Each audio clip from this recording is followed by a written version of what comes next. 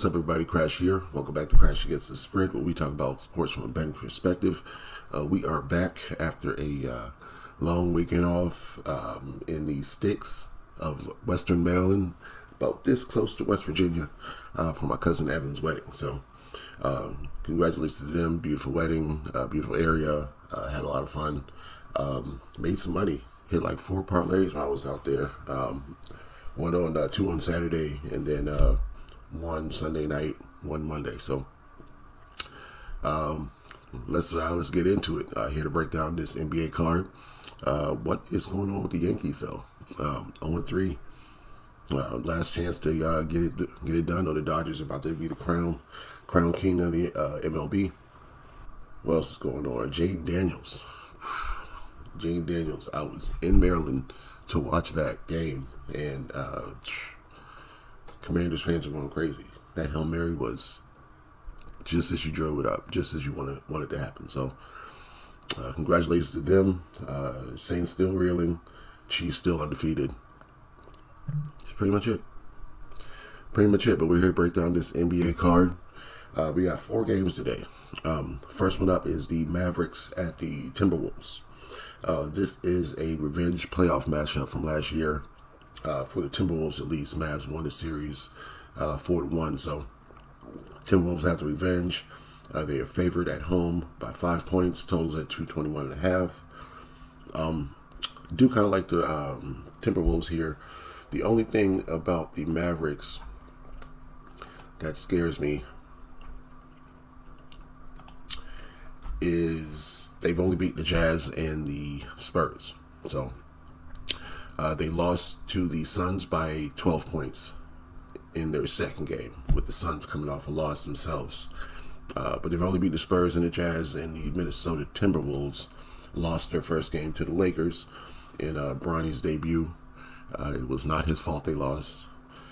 And the Kings in Toronto, they beat, I don't want to say easily, they beat the Kings by 2 and beat Toronto pretty easily, but did not cover the spread. So,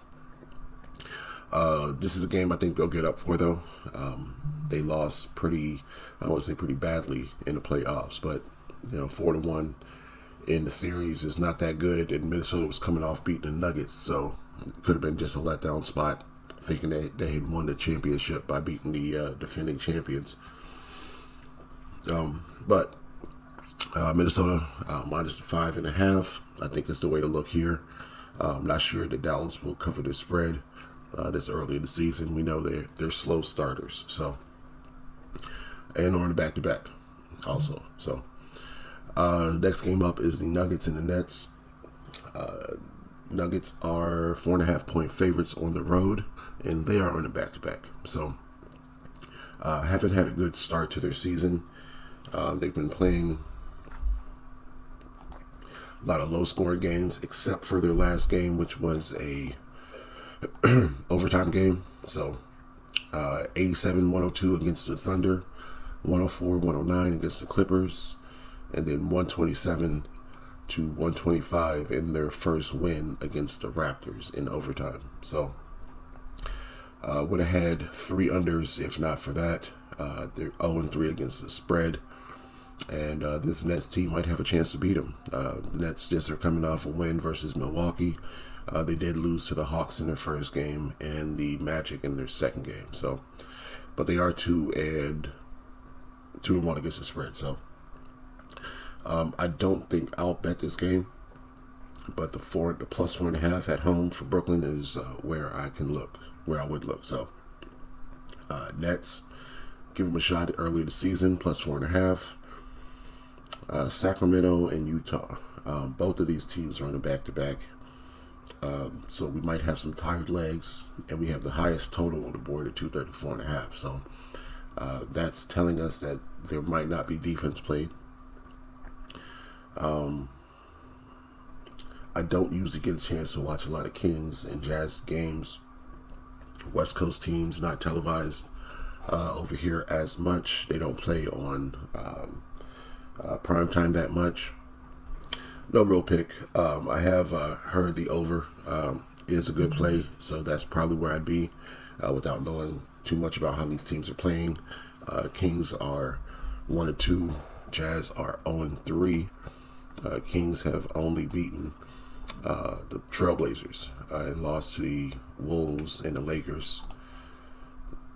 Jazz have lost to the Grizzlies by 2, blown out by the Warriors, and lost by 8 to the Mavericks. So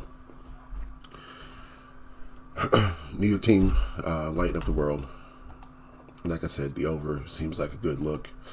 Jazz didn't have a high-scoring game against the Warriors and the Mavericks, but we know that at least one of those teams is willing to play defense. So, but the Kings have had high-scoring games. Over is going to be the play for that one. Last game up is the Pelicans and the Warriors. Warriors are 1.5-point home favorites. Or home underdogs, excuse me. I think it's going to 2. Steph is out, though. Steph is out. So that's why the line is there for the Warriors at home. Totals at 217, so they think they're going to see a low-scoring game. Pelicans and the Warriors actually are back-to-back. They play again in Golden State tomorrow. So same gym. The only thing that worries me about the Pelicans is they're coming off a loss to Portland by 22. And I'm not sure how that happens. And I know that Golden State without Steph is better than Portland. They did beat Portland the game before. So just kind of like a one-game lapse, we can say. But they only beat Portland by 2 the game before. So is this a situation where Portland is better this year? Or is New Orleans worse? So I'm kind of going to wait and see once they each play some more talent. But this is a Warriors team that doesn't have their star player. So not really sure how this one is going to play out. I would lean on the Pelicans because of the spot that they're in. But tomorrow I might lean on the Warriors. Depending on if the Pelicans win tonight, I'd lean on the Warriors tomorrow. So that would be my pick for that. What I probably like best, I guess, is the Timberwolves -5 and the over in the Kings Jazz game. But that's all I really like for the NBA card today. So those are going to be the two. Timberwolves -5, Jazz Kings over. Lock those in. Let's get this money. We'll be back tomorrow to talk some more NBA.